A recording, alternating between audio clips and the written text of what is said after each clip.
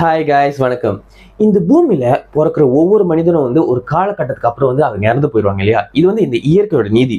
ஆனா இந்த இயற்கையோட நீதி மீறி கூட சில பேர் இந்த பூமியில பலாயிரம் வருஷமா இந்த பூமியில வாழ்ந்துகிட்டு இருக்காங்கன்னு சொல்லிட்டு நம்ம புராணங்கள் சொல்லப்பட்டிருக்கு. இவங்களை என்னன்னு சொல்லுவாங்க அப்படின்னு பாத்தீங்கன்னா சிரஞ்சீவிகள். இந்த சிரஞ்சீவிகள் பல யுகங்கள் கடந்து இன்னி வரைக்கும் இந்த பூமியில வாழ்ந்துகிட்டு இருக்காங்க சொல்லப்பட்டிருக்கு நம்ம புராணங்கள்ல. இந்த சிரஞ்சீவிகள் சொல்றப்போ இந்த பூமியில மொத்தம் 7 சிரஞ்சீவிகள் இருக்காங்க. இந்த 7 சிரஞ்சீவிகள் யாரு, இவங்க பின்னாடி இருக்கிற கதைகள் என்ன, இவங்க எப்படி சிரஞ்சீவிகளா மாறினாங்க, இதெல்லாம் தான் இன்னைக்கு நம்ம இந்த வீடியோல பார்க்க போறோம். ஓகேங்களா?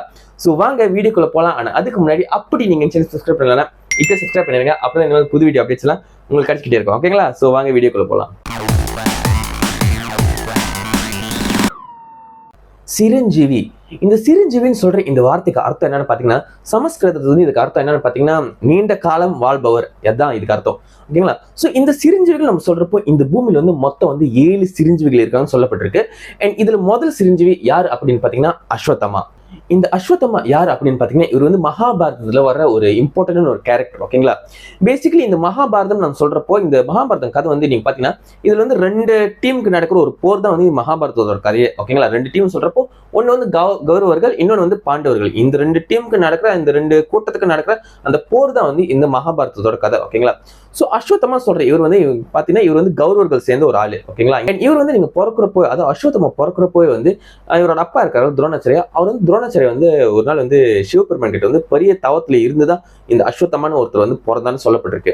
சோ இந்த அஸ்வத்தமா பிறக்கிறப்போ சிவபெருமான் ரொம்ப பிளஸிங் கொடுத்துட்டு தான் இந்த அஸ்வத்தமா பிறந்தாரு. அதாவது இந்த அஸ்வத்தமான்னு சொல்ற இந்த பையனுக்கு பசிக்காது, தாங்கலாம் எடுக்காது, இவர் ரொம்ப நீண்ட காலம் வாழ்வார் சொல்லிட்டு சிவபெருமான் இந்த அஸ்வத்தமாக்கு ஒரு பிளஸிங் கொடுத்துட்டு இந்த அஸ்வத்தமா பிறந்தாரு. ஓகேங்களா? சோ இந்த அஸ்வத்தமா பிறந்து வளர்ந்து அதுக்கப்புறம் என்ன நடக்குது பாத்தீங்கன்னா, ஒரு நாள் நான் முதல் சொன்ன மாதிரி இந்த மகாபாரதம் கதையில நீங்க பாத்தீங்கன்னா பாண்டவர்களுக்கும் கௌரவர்களுக்கும் நடக்கிற சண்டை தான் இந்த மகாபாரத கதை நான் சொன்னேன். ஸோ பேசிக்கலி ஒரு நாள் என்ன நடக்குது பாத்தீங்கன்னா, இந்த பாண்டவர்கள் இருக்காங்களே, இந்த பாண்டவர்கள் அஸ்வத்தமோட அப்பா அதாவது துரோணாச்சாரியாவை கொன்னுடுறாங்க. ஸோ ஒன்ஸ் அஸ்வத்தமோட அப்பாவை கொன்ன பிறகு அஸ்வத்தமாக்கு இப்போ ரொம்ப கோபமா இருக்கு. இப்போ நம்மளே எடுத்துக்கோங்க, நம்ம யாராச்சும் நம்ம அப்பாவை கொண்டுட்டாங்க, நம்ம கோவப்படுவாங்க, நம்ம பழி வாங்கி தீர்வோம்னு சொல்லிட்டு அந்த உணர்ச்சி இருக்கும்ல. ஸோ அதே மாதிரி தான் அஸ்வத்தமாக்கு சின்ஸ் அவங்க அப்பாவை பாண்டவர்கள் கொன்ன பிறகு அஸ்வத்தமாக்கு நான் பாண்டவர்களுக்கு கொன்னே தீருவேன், நான் அந்த பாண்டவர்கள் சொன்னா அந்த வம்சத்தை அழிச்சிடுவேன்னு சொல்லிட்டு அந்த ஒரு ஸ்ட்ராங்கான ஒரு பழி வாங்குற உணர்ச்சியோட அஸ்வத்தமா இப்ப இருக்காரு. ஸோ ஒரு ராத்திரி என்ன நடக்குது பாத்தீங்கன்னா, ஒரு நாள் ராத்திரி அஸ்வத்தமா என்ன பண்றாரு பாத்தீங்கன்னா, அவர் திரௌபதியோட வீட்டுக்கு போய் திரௌபதியோட மகன்களை அவர் கொன்னுடுறாரு. இது கொன்ன பிறகு என்ன நடக்குது பாத்தீங்கன்னா, கிருஷ்ணருக்கும் அர்ஜுனனுக்கும் இந்த விஷயம் எப்படி தெரிஞ்சிச்சு, அதாவது அஸ்வத்தமா தான் இந்த திரௌபதி மகன்களை கொன்னுட்டாங்க சொல்லிட்டு கிருஷ்ணருக்கும் அர்ஜுனனுக்கும் தெரிஞ்சிச்சு. அர்ஜுனர் பாத்தீங்கன்னா அவர் பேசிக்கலி பாண்டவரோட டீம். ஓகேங்களா? ஸோ இப்போ அர்ஜுனனும் அஸ்வத்தமா என்ன பண்றாங்கன்னா, ஒரு நாள் அந்த போர் நடக்குது, அந்த குருஷேத்திர போர் நடக்குதுல. ஸோ அந்த போர்ல 2 பேரும் ஃபேஸ் டு ஃபேஸ் மீட் பண்றாங்க. ஸோ இந்த சமயத்துல என்ன நடக்குது பாத்தீங்கன்னா, இந்த அஸ்வத்தமா சொல்ற இவர் ஒரு நாள் அம்பு வீசுறாரு. அது ஒரு ஆஸ்திரம், பிரம்மாஸ்திரம் சொல்லுவாங்க. ஸோ அந்த பிரம்மாஸ்திரம் சொல்ற அந்த அம்பு வீசுறாரு. அதே சமயத்துல அர்ஜுனன் அந்த பிரம்மாஸ்திரம் சொல்ற அந்த அம்பு வீசுறாரு. ஸோ இந்த 2 அம்பு ஃபேஸ் டு ஃபேஸ் மீட் பண்ண போகுது. அண்ட் இந்த சமயத்துல வியாசர் என்ன பண்ற பாத்தீங்கன்னா, அவர் ஒரு முனிவர். ஸோ அந்த வியாசர் சொல்றாரு, இல்ல ஸ்டாப் பண்ணுங்க, இந்த 2 அம்பு மோதுனுச்சுன்னா இந்த பிரபஞ்சம் அழிஞ்சிரும்னு சொல்லிட்டு என்ன சொல்றாரு பாத்தீங்கன்னா, நீங்க இந்த 2 அம்பு திரும்பி வாபஸ் வாங்கிருங்க, திரும்பி எடுத்துக்கோன்னு சொல்றாரு. அர்ஜுனன் அவருக்கு அந்த பிரம்மாஸ்திரம் வீசினார்ல, அந்த பிரம்மாஸ்திரம் திரும்பி எப்படி எடுக்கணும், திரும்பி எப்படி ரீகால் பண்ணணும்னு சொல்லிட்டு அவருக்கு தெரியுது. ஆனா அஸ்வத்தமாக்கு அது எப்படி எடுக்கணும், அவருக்கு அந்த பிரம்மாஸ்திரம் வீசதான் தெரியுது தவிர, ஆனா அது எப்படி எடுக்கணும்னு சொல்லிட்டு அவருக்கு தெரியல. ஸோ அதுக்கப்புறம் கிருஷ்ணர் என்ன சொல்றாரு பாத்தீங்கன்னா, சரி அஸ்வத்தமா கிட்ட சொல்றாரு, சரி நீ என்ன பண்ண பாத்தீங்கன்னா, உன்னால எடுக்க முடியலன்னா நீ அந்த பிரம்மாஸ்திரமோட அந்த திசையை மாத்திரு, வேற இடத்துக்கு அதாவது ஆள் நடமாட்டமே இல்லாத இடத்துக்கு அந்த பிரம்மாஸ்திரோட திசையை மாத்திருன்னு சொல்றாரு.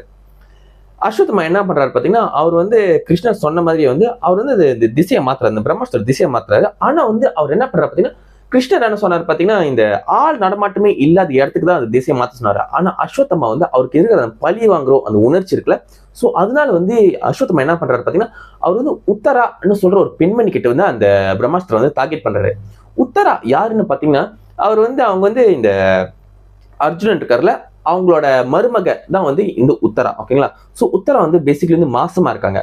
ஸோ இவர் வந்து அந்த பாண்டவர்கள் சொல்ற அந்த வம்சத்தையே அழிக்கணும்னு சொல்லிட்டு அந்த அஸ்வத்தமா இருக்காரு. ஸோ அதனால வந்து என்ன பண்றாரு பார்த்தீங்கன்னா, அவர் வந்து நம்ம உத்தரன் சொல்ற அந்த வயிற்றுக்குள்ள இருக்க அந்த பேபி எல்லாம் வந்து மொத்தம் அழிச்சிருவோம்னு சொல்லிட்டு அந்த ஒரு எண்ணத்துல வந்து அஸ்வத்தமா வந்து அந்த பிரம்மாஸ்திரம் வந்து அந்த உத்தரான்னு சொல்ற அந்த பெண்மணியை வந்து டார்கெட் பண்றாரு. ஸோ இது பார்த்த கிருஷ்ணர் வந்து எப்படியோ வந்து உத்தரா வந்து காப்பாத்துறாங்க. ஸோ ஒன்ஸ் காப்பாத்தின பிறகு வந்து என்ன நடக்குது பார்த்தீங்கன்னா, கிருஷ்ணர் வந்து கோபம் ஆகுறாரு. கிருஷ்ணர் என்ன பண்றாரு பார்த்தீங்கன்னா, அஸ்வத்தமாக்கு வந்து ஒரு சாபம் கொடுத்துடுறாரு. ஸோ அவர் என்ன சொல்றாரு பார்த்தீங்கன்னா, இனிமே வந்து நீ வந்து இந்த பூமியில வந்து நீ கடைசி வரைக்கும் வாழ்ந்துகிட்டே இருப்ப, உனக்கு மரணம்னு ஒன்று இருக்காது இந்த பூமியில. ஆனா வந்து நீ வாழ்ற காலத்துல வந்து ரொம்ப கஷ்டப்படுவ. உனக்கெல்லாம் சீக்கு வந்து உனக்கு வந்து நோயெல்லாம் வந்து உனக்கு உடம்புல வந்து ஃபுல்லா ரத்தமா இருக்கும், நீ வந்து சீலெல்லாம் பட்டு அந்த மாதிரி இருக்கும். இந்த மாதிரி கஷ்டப்பட்டு இந்த பூமியில வாழ்ந்துகிட்டே இருப்ப, இந்த கலியுகம் முடிகிற வரைக்கும் வந்து இந்த பூமியிலே நீ இருப்பேன்னு சொல்லிட்டு ஒரு சாபம் வந்து கிருஷ்ணர் கொடுத்துடுறாரு. ஸோ அதனாலதான் வந்து அஸ்வத்தமா வந்து இன்னி வரைக்கும் இந்த பூமியில வாழ்ந்துகிட்டு இருக்காருன்னு சொல்லிட்டு நம்ம புராணங்கள் வந்து நம்பப்பட்டிருக்கு. அண்ட் அது மட்டும் இல்லைங்க, நீங்க பாத்தீங்கன்னா இந்த அஸ்வத்தமா சொல்ற இவர் வந்து என்ன பண்ற பாத்தீங்கன்னா, நம்ம கிருஷ்ணர் கொடுத்த சாபம் படி நீங்க பாத்தீங்கன்னா, அவர் வந்து இந்த அஸ்வத்தமா வந்து கலியுகம் முடிகிற வரைக்கும் வந்து வாழ்ந்துகிட்டு இருப்பாருன்னு சொல்லப்பட்டிருக்கல.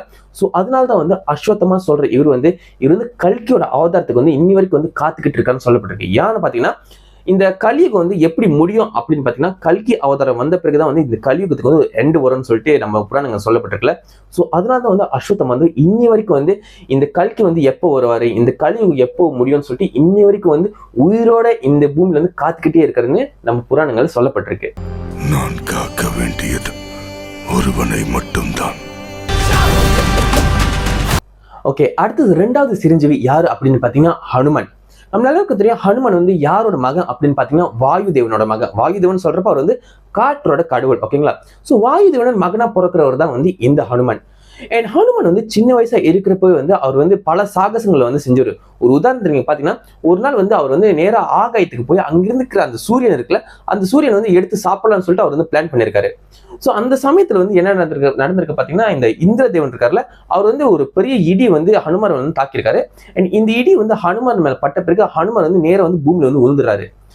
இது பார்த்த வாயுதேவன் வந்து கோபமாயி என்ன பண்றாரு பாத்தீங்கன்னா, வாயுதேவன் வந்து இந்த பூமியில இருக்கிற மொத்த காத்தையும் வந்து எடுத்துடுறாரு. ஸோ எடுத்த பிறகு இது பார்த்த மற்ற கடவுள் எல்லாரும் பயந்து போயிருக்காங்க. ஸோ எல்லாரும் என்ன பண்றாங்க பாத்தீங்கன்னா, வாயுதேவனோட கோவத்தை வந்து தணிக்கிறதுக்காக வந்து என்ன பண்றாங்க பாத்தீங்கன்னா, ஹனுமருக்கு வந்து எல்லாரும் வந்து வரம் கொடுக்க ஆரம்பிக்கிறாங்க. ஸோ ஒரு உதாரணத்துக்கு வந்து எந்த மாதிரி வரம் நீங்க பாத்தீங்கன்னா, சூரிய பகவான் வந்து ஹனுமருக்கு வந்து எந்த மாதிரி வரம் கொடுத்துருக்காருன்னா, இந்த ஹனுமார் சொல்ற இவர் வந்து எந்த மாதிரி ஒரு சைஸ்ல வேணாலும் மாறலாம், அதாவது பெருசா ஆனாலும் ஆகலாம், இல்ல சின்னதா ஆனாலும் கூட ஆகலாம்னு சொல்லிட்டு அந்த மாதிரி ஒரு வரம் கொடுக்குறாரு. அதே மாதிரி வந்து பிரம்மதேவன் வந்து எந்த மாதிரி வரம் கொடுக்குறாரு பாத்தீங்கன்னா, எந்த ஒரு ஆயுதமும் வந்து ஹனுமரை வந்து அழிக்க முடியும்னு சொல்லிட்டு அந்த மாதிரி ஒரு வரம் கொடுக்குறாரு. அதே மாதிரி வந்து அக்னி தேவன் வந்து எந்த மாதிரி ஒரு வரம் கொடுக்குறாரு பாத்தீங்கன்னா, எந்த ஒரு நெருப்பும் வந்து ஹனுமார் வந்து அழிக்க முடியாது சொல்லிட்டு ஒரு மாதிரி வரம் கொடுக்குறாரு.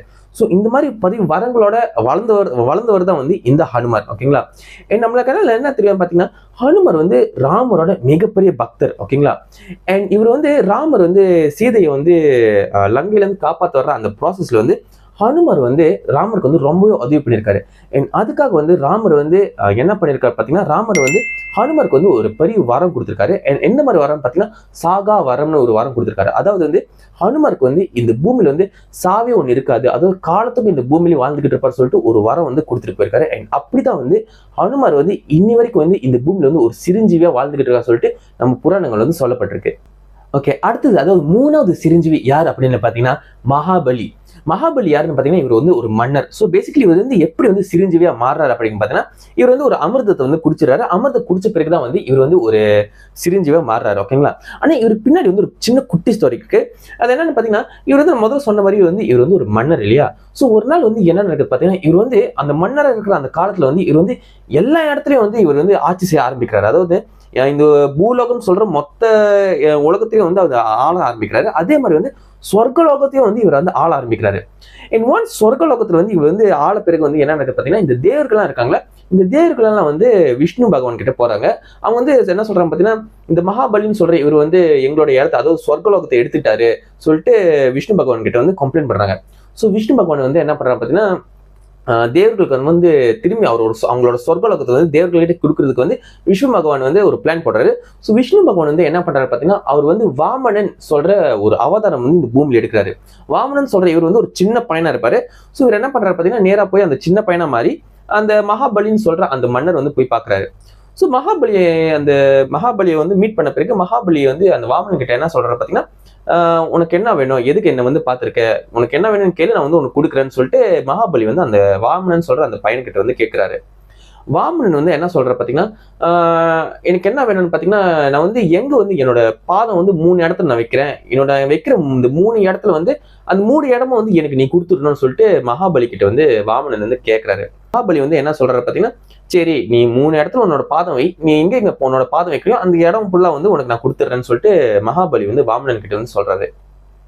ஸோ வாமனன் என்ன பண்றாரு பார்த்தீங்கன்னா, மகாபலிக்கு தெரியாது வாமனன் வந்து ஒரு விஷ்ணு பகவான் தான் வந்து வாமனன் தோற்றத்துல வந்திருக்காருன்னு சொல்லிட்டு மகாபலிக்கு தெரியாது. ஸோ மகாபலி வந்து அவரோட ப்ராமிஸ் வந்து கொடுத்துட்டாரு வாமனனுக்கு. ஸோ வாமனன் என்ன பண்ணிருக்காரு பார்த்தீங்கன்னா, அவர் வந்து பெரிய உருவமா மாறி அவரோட முதல் பாதம் வந்து எங்க வைக்கிறாரு பார்த்தீங்கன்னா, இந்த மொத்த பூலோகத்திலயும் வந்து அவரோட முதல் பாதம் வைக்கிறாரு. அதுக்கப்புறம் 2வது பாதம் வந்து எங்க வைக்கிறாரு பார்த்தீங்கன்னா, சொர்க்கலோகத்துல இருந்து அவரோட பாதம் வந்து மொத்தமா அந்த சொர்க்கலோகத்துல இருந்து வைக்கிறாரு. ஸோ இப்போ வந்து 2 பாதையும் வந்து வச்சுட்டார்ல, ஸோ இன்னும் பேலன்ஸ் வந்து 3வது பாதம் இருக்கு. அந்த சமயத்துல வந்து மகாபலிக்கு வந்து என்ன தெரிய வருதுன்னா, ஓகே இந்த சின்ன பையன் வந்து சாதாரண ஒரு பையன் வந்து இவன் தான் வந்து மகாவிஷ்ணு வந்து தோற்றத்துல வந்திருக்காரு சொல்லிட்டு அப்பதான் வந்து மகாபலிக்கு வந்து புரியுது. ஸோ மகாபலி வந்து என்ன பண்ணிருக்காரு பார்த்தீங்கன்னா, 3வது பாதம் எடுத்து வச்சிடாதீங்க, ஏன்னா 3வது பாதம் எடுத்து வைக்கிறதுக்கு என்கிட்ட கொடுக்கறதுக்கு ஒண்ணுமே இல்லை, ஏன்னா உங்களோட 2 பாதமும் வந்து பூலோகத்துல வச்சிட்டீங்க, சொர்க்கலோகத்துல வச்சிட்டீங்க, அப்புறம் 3வது பாதம் வைக்கிறதுக்கு வந்து எனக்கு ஒண்ணுமே இல்லை கொடுக்கறதுன்னு சொல்லிட்டு மகாபலி சொல்றாரு. ஸோ மகாபலி வந்து என்ன சொல்றாரு பார்த்தீங்கன்னா, உங்களோட 3வது பாதம் வந்து என் தலை மேல வைங்கன்னு சொல்லிட்டு மகாபலி வந்து சொல்றாரு. ஸோ வாமனன் என்ன பண்றாரு பார்த்தீங்கன்னா, அவரோட பாதம் வந்து எடுத்துட்டு போய் அந்த மகாபலின்னு சொல்ற அவரோட தலையில வந்து வைக்கிறாரு. அதுக்கப்புறம் வந்து வாமனன் சொல்ற இவர் வந்து என்ன பண்றாரு பார்த்தீங்கன்னா, மகாபலியை வந்து நேரம் வந்து பாதாள லோகத்துக்கு வந்து தள்ளி விட்டுறாரு. ஓகேங்களா? ஸோ மகாபலி வந்து பாதாள லோகத்துக்கு வந்து உழுந்துறாரு. வாமனன் சொல்ற இவர் இருக்காருல, இந்த விஷ்ணு பகவான் இருக்காருல, ஸோ வாமனன் வந்து ஒரு வரம் கொடுக்குறாரு மகாபலிக்கு. என்னன்னு சொல்றாரு பார்த்தீங்கன்னா, நீ பாதாள லோகத்துக்கு வந்து போயிருவ, ஆனா வந்து உனக்கு நான் வந்து ஒரு வரம் கொடுக்குறேன். என்னன்னு பார்த்தீங்கன்னா, நீ வந்து வருஷத்துக்கு ஒரு வாட்டி வந்து இந்த பூலோகத்துக்கு வந்து நீ வந்து உன்னோட மக்களுக்கு வந்து நீ பார்த்துட்டு நீ போயிடலாம், திரும்பி பாதாள லோகத்துக்கு நீ போயிடலாம்னு சொல்லிட்டு ஒரு வரம் கொடுக்குறாரு. ஸோ இந்த மாதிரி தான் வந்து ஒவ்வொரு வருஷமும் இந்த ஓணம் பண்டிகை ஒன்று கொண்டாடுறோம்ல, ஸோ இந்த ஓணம் பண்டிகை அன்னைக்கு தான் வந்து மகாபலி வந்து இந்த பூலோகத்துக்கு வந்து அவரோட காட்சி வந்து அவரோட மக்களுக்கு தருவாரு. அதுக்கப்புறம் வந்து திரும்பி வந்து பாதாள லோகத்துக்கு போயிடுவாருன்னு சொல்லிட்டு நம்ம புராணங்களை வந்து சொல்லப்பட்டிருக்கு.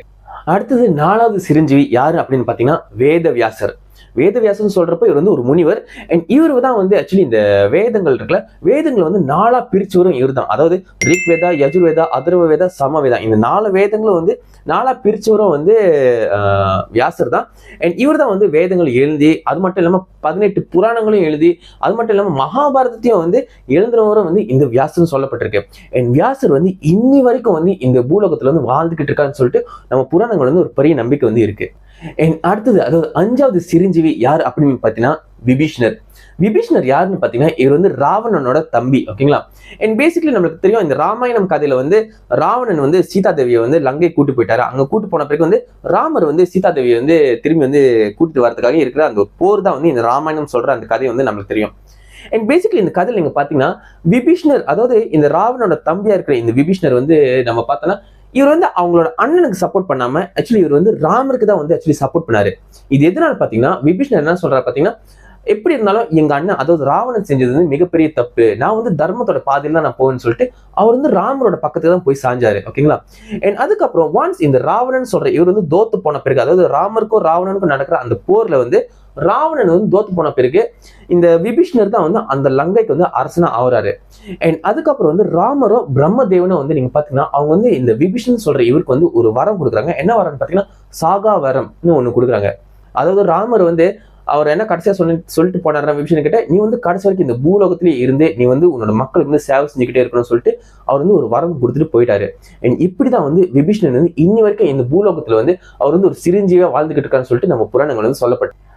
அடுத்தது 6வது சிரஞ்சீவி யார் அப்படின்னு பாத்தீங்கன்னா, கிருபாச்சாரியா. இந்த கிருபாச்சாரியா சொல்ற இவர் வந்து யாருன்னு பாத்தீங்கன்னா, இந்த மகாபாரத கதையில நீங்க பாத்தீங்கன்னா, நான் முதல் சொன்ன வந்து கௌரவர்கள் சொல்ற இந்த குரூப் இருக்குங்களா, இந்த கௌரவர்களோட குரூப்ல நீங்க பாத்தீங்கன்னா, இந்த குருஷேத்திர போர் முடிஞ்சு போன பிறகு இந்த கௌரவர்கள் வந்து 3 பேர் தான் வந்து கடைசியா வந்து உயிர் வாழ்ந்தாங்க, அதாவது சர்வைவ் பண்ணாங்க. அது யாருன்னு பாத்தீங்கன்னா, முதல்ல வந்து அஸ்வத்தமா, இன்னொன்று வந்து விருஷாகேது, இன்னொன்று வந்து கடைசியா வந்து கிருபாச்சாரியா. ஸோ இந்த கிருபாச்சாரியா சொல்ற வந்து பேசிக்கலி இந்த யாருன்னு பாத்தீங்கன்னா, இந்த அஸ்வத்தமா இருக்கல, இந்த அஸ்வத்தமோட தாய் மாமன் தான் வந்து இந்த கிருபாச்சாரியா. அண்ட் இந்த கிருபாச்சாரியா வந்து பெரிய வீரன்னு சொல்லப்படுது. அண்ட் பேசிக்கலி எப்படின்னு பாத்தீங்கன்னா இவர் ஒருத்தரே வந்து கிட்டத்தட்ட 60,000 மேற்பட்ட வீரர்கள் வந்து சமாளிக்க தன்மை கொண்டவர் தான் இந்த கிருபாச்சாரியான்னு சொல்லிட்டு சிறு குறிப்புகள் வந்து சொல்லப்பட்டிருக்கு. அண்ட் இவர் வந்து இவரோட நல்ல தன்மையை பார்த்துதான் வந்து கிருஷ்ணர் வந்து ஒரு வரம் வந்து இந்த கிருபாச்சாரியா கிட்ட கொடுக்குறாரு. எந்த மாதிரி வரம் பாத்தீங்கன்னா சாகா வரம். அதாவது கடைசி வரைக்கும் வந்து இவர் வந்து இந்த கிருபாச்சாரியா சொல்ற இவர் வந்து இந்த பூலோகத்துல கடைசி வரைக்கும் உயிர் வாழ்ந்துகிட்டே இருப்பார் சொல்லிட்டு கிருஷ்ணர் வந்து இவருக்கு வந்து ஒரு வரம் கொடுக்குறாரு. அப்படிதான் வந்து இந்த கிருபாச்சாரியா சொல்ற இவர் வந்து இந்த பூமி வந்து ஒரு சிரஞ்சீவியா இன்னி வரைக்கும் வாழ்ந்துகிட்டு இருக்கான்னு சொல்லிட்டு நம்ம புராணங்கள் வந்து சொல்லப்பட்டிருக்கு. என் கடைசியா அதாவது 7வது சிரஞ்சீவி யார் அப்படின்னு பாத்தீங்கன்னா பரசுராம். பரசுராம் யாருன்னு பாத்தீங்கன்னா இவர் வந்து மகாவிஷ்ணுவோட 6வது அவதாரம்.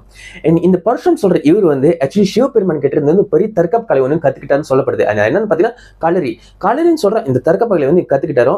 அதுக்கப்புறம் ஒன்ஸ் கத்துக்கின பிறகு வந்து சிவபெருமான் வந்து இந்த பரசுராமுக்கு வந்து ஒரு பெரிய கோடாரி கொடுத்ததாக வந்து நம்ம புராணங்கள் சொல்லப்பட்டிருக்கு. அண்ட் இந்த பரசுராம் சொல்ற இவர் வந்து இன்னி வரைக்கும் வந்து இந்த பூமியில வாழ்ந்துகிட்டே இருக்காருன்னு சொல்லிட்டு ஒரு பெரிய நம்பிக்கை ஒன்று இருக்கு. அண்ட் இது எதுனால பாத்தீங்கன்னா இந்த கலியுக முடிவுல தான் வந்து இந்த கல்கி அவதாரம் ஒன்று வரும்னு சொல்லிட்டு நம்ம புராணங்கள் சொல்லப்பட்டிருக்கல. ஸோ இந்த கல்கி அவதாரம் வந்த பிறகு வந்து இந்த பரசுராம் தான் வந்து இந்த கல்கி அவதாரத்துக்கு வந்து ஒரு பெரிய குருவா இருப்பாருன்னு சொல்லிட்டு சொல்லப்படுது. அந்த குருவா இருக்கணும்னு சொல்லிட்டு அந்த ஒரு காரணத்துக்காக தான் வந்து பரசுராம்னு சொல்ற இவர் வந்து இன்னி வரைக்கும் வந்து இந்த பூமியில வந்து ஒரு சிரஞ்சீவியா வாழ்ந்துகிட்டு இருக்கான்னு சொல்லிட்டு நம்ம புராணங்கள் வந்து சொல்லப்பட்டிருக்கு. ஸோ இவங்க தான் வந்து நம்ம புராணங்கள் சொல்லப்படுற அந்த 7 சிரஞ்சீவிகள். சில குறிப்புகள் நீங்க பாத்தீங்கன்னா என்ன சொல்றாங்க பாத்தீங்கன்னா சிரஞ்சீவிகள் சொல்றப்போ 7 இல்ல ஆக்சுவலி 8 இருக்குன்னு சொல்லப்படுது. அதாவது 8வது சிரஞ்சீவி யார் பாத்தீங்கன்னா மார்க்கண்டேயர்னு சொல்லப்படுது.